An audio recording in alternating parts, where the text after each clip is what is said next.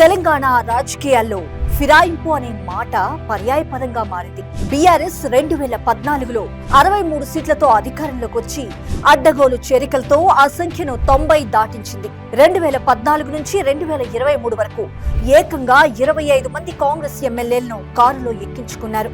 ముఖ్యంగా 2019లో గెలిచిన 18 మంది కాంగ్రెస్ ఎమ్మెల్యేల్లో 12 మందిని ఒక్కసారిగా విలీనం చేసుకోవడం ప్రజాస్వామ్య చరిత్రలోనే ఒక చీకటి అధ్యాయం. ఢిల్లీలో రాజ్యాంగం గురించి మాట్లాడే రాహుల్ గాంధీ గారిని ప్రశ్నిస్తున్న బీఆర్ఎస్ నేతలు తమ 10 ఏళ్ల పాలనలో ఆపరేషన్ ఆకర్ష్ పేరుతో చేసిన ప్రజాస్వామ్య ఖూనీని మర్చిపోయినట్లున్నారు. ఆనాడు ప్రతిపక్షమే ఉండకూడదన్న అహంకారమే నేడు బీఆర్ఎస్ పతనానికి పునాది వేసింది.